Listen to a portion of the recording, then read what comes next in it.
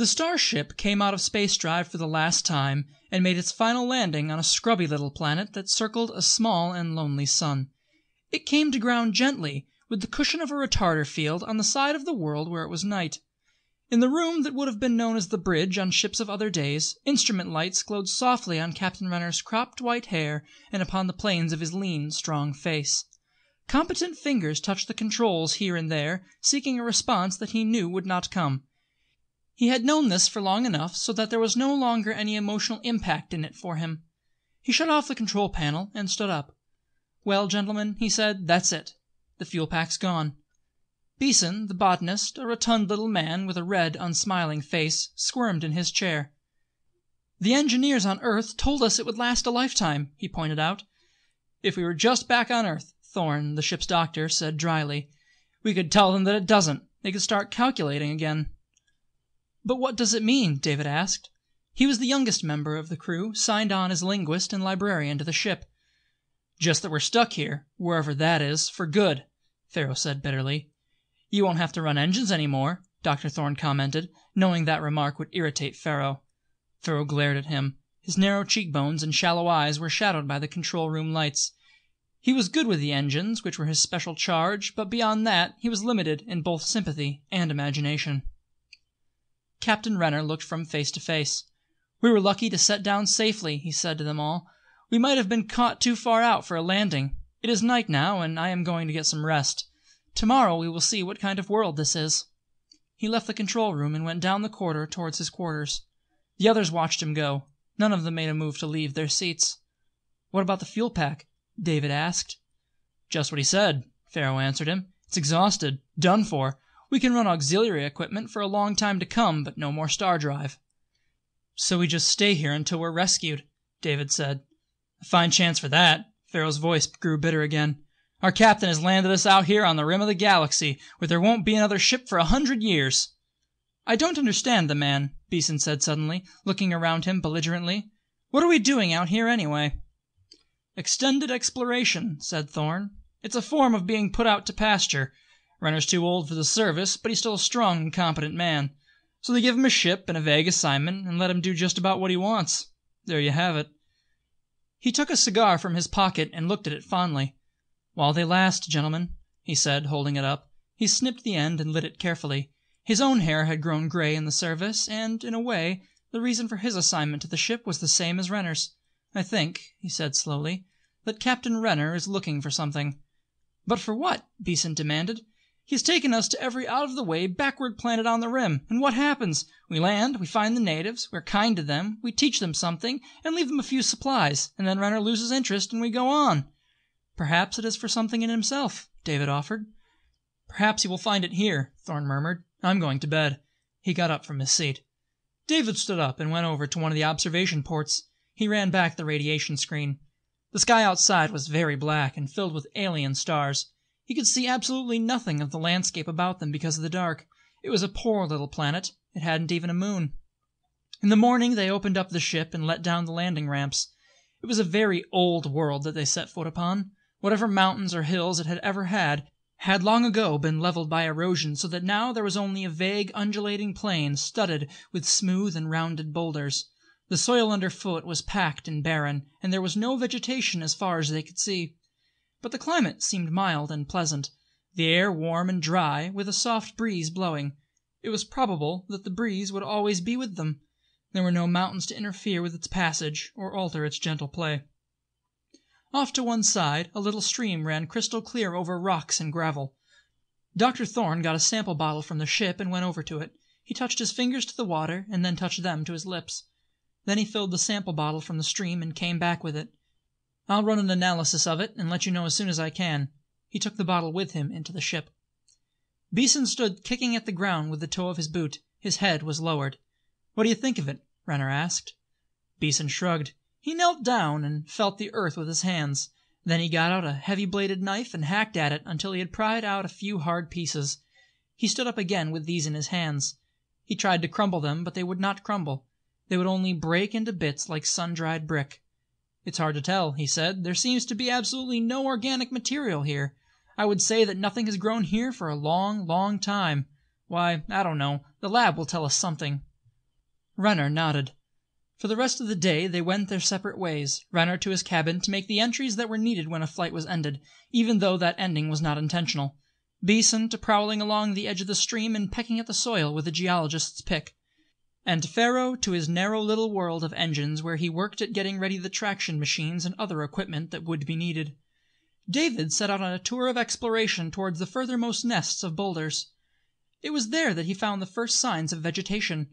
In and around some of the larger groups of rocks he found mosses and lichens growing. He collected specimens of them to take back with him. It was out there, far from the ship, that he saw the first animate life. When he returned, it was growing toward evening. He found that the others had brought tables from the ship and sleeping equipment and set it up outside. Their own quarters would have been more comfortable, but the ship was always there for their protection, if they needed it, and they were tired of its confinement. It was a luxury to sleep outdoors, even under alien stars. Someone had brought food from the synthesizer and arranged it on a table. They were eating when he arrived. He handed the specimens of moss and lichen to Captain Renner, who looked at them with interest, and then passed them to Beeson for his study. "Sir?" David said. "What is it, David?" Captain Renner asked. "I think there are natives here," David said. "I believe that I saw one." Renner's eyes lit up with interest. He laid down his knife and fork. "Are you sure?" he asked. "It was just a glimpse," David said, "of a hairy face peering around a rock. It looked like one of those pictures of a caveman one used to see in the old texts." Renner stood up. He moved a little way away and stood staring out into the growing dark across the boulder-studded plain.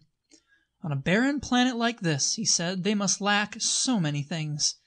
"I'd swear he almost looks happy," Dr. Thorne whispered to the man next to him. It happened to be Pharaoh.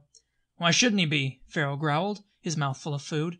"He's got him a planet to play with. That's what he's been aiming for. Wait and see." The next few days passed swiftly. Dr. Thorne found the water from the little stream not only to be potable, but extremely pure. Pharaoh got his machinery unloaded and ready to run. Among other things, there was a land vehicle on light caterpillar treads capable of running where there were no roads and carrying a load of several tons. And there was an out-and-out tractor with multiple attachments. Beeson was busy in his laboratory working on samples from the soil. David brought in one new point that was of interest. He had been out hunting among the boulders again, and it was almost dark when he returned. He told Renner about it at the supper table, with the others listening in. "I think the natives eat the lichen," he said. "I haven't seen much else they could eat," Beeson muttered. "There's more of the lichen than you might think," David said, "if you know where to look for it. But, even at that, there isn't very much. The thing is, it looks like it's been cropped.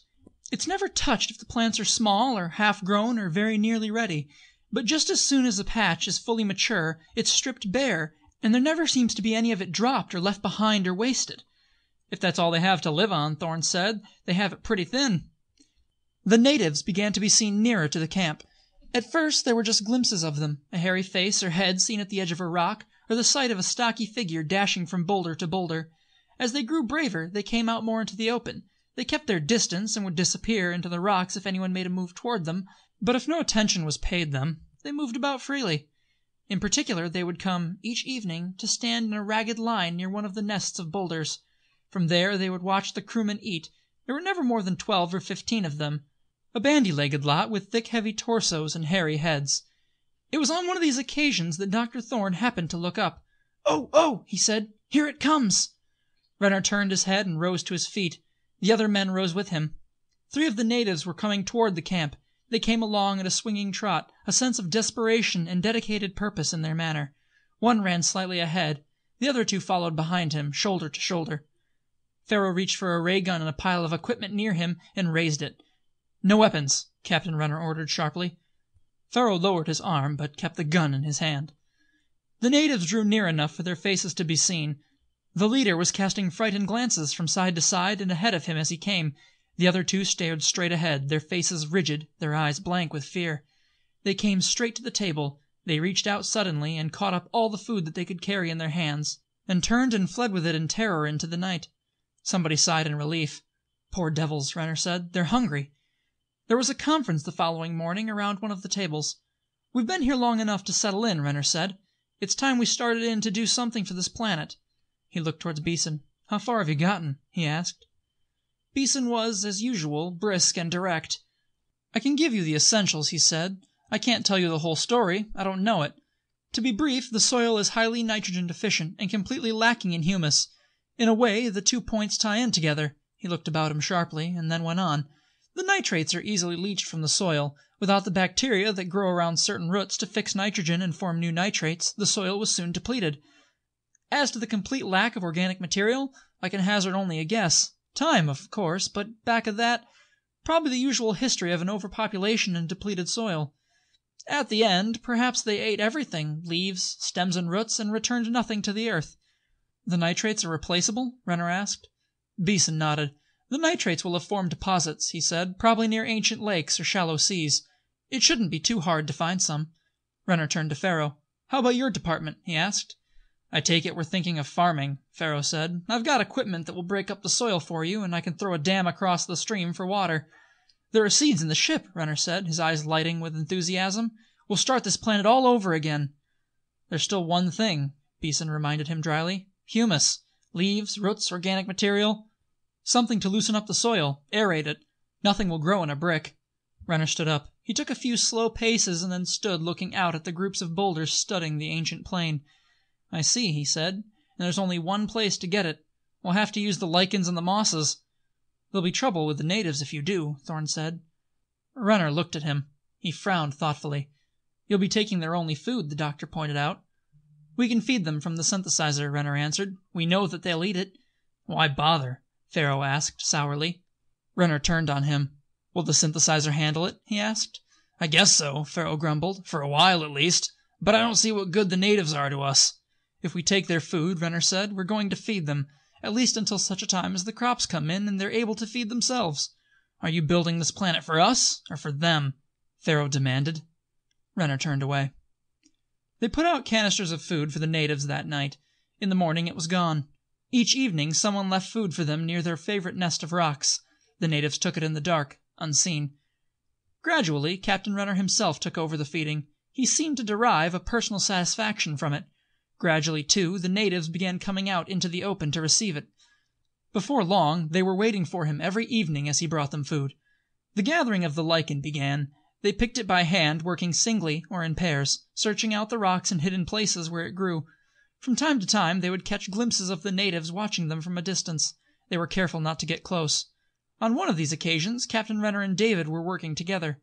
"Do they have a language?" Captain Renner asked. "Yes, sir," David answered. "I have heard them talking among themselves." "Do you suppose you can learn it?" Renner asked. "Do you think you could get near enough to them to listen to it?" "I could try," David offered. "Then do so," Renner said. "That's an assignment." Thereafter David went out alone. He found that getting close to the natives was not too difficult. He tried to keep out of their sight while still getting near enough to them to hear their voices. They were undoubtedly aware of his presence, but, with the feeding, they had lost their fear of the men and did not seem to care. Bit by bit he learned their language, starting from a few key roots and sounds.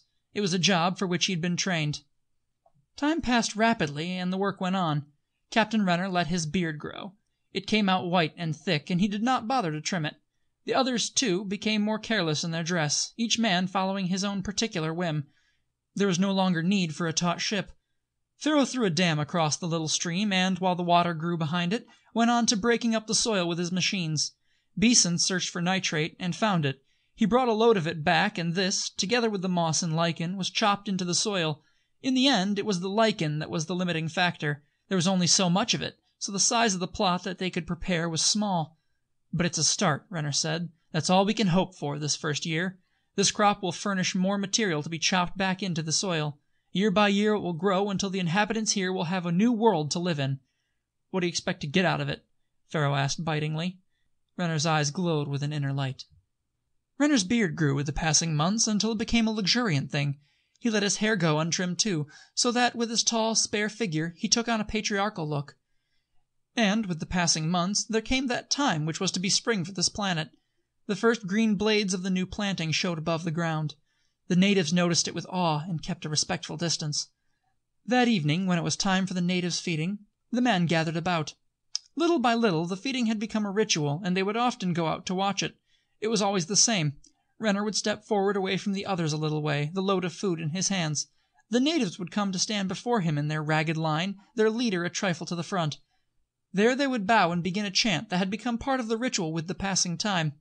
With the first green planting showing, there was a look of deep satisfaction in Renner's eyes as he stepped forward this night. His hair had grown quite long by now, and his white beard blew softly in the constant wind. There was a simple dignity about him as he stood there, his head erect, and looked upon the natives as his children. The natives began their chant. It became louder. "Tolava," they said, and bowed. As usual, Pharaoh was nettled. "What does the man want, anyway?" he asked out loud. "To be God?" Renner could not help but hear him. He did not turn his head. "David!" he said. "Sir?" David asked, stepping forward. "You understand their language now, don't you?" Renner asked. "Yes, sir," David said. "Then translate," Renner ordered. "Out loud, please, so that the others may hear." "Tolava," the natives chanted, bowing. "Tolava." "Our Father," David said, following the chant. Suddenly he swallowed and hesitated for a moment, then straightened himself and went sturdily on. "Tolava, our Father, who art from the heavens, give us this day our daily bread."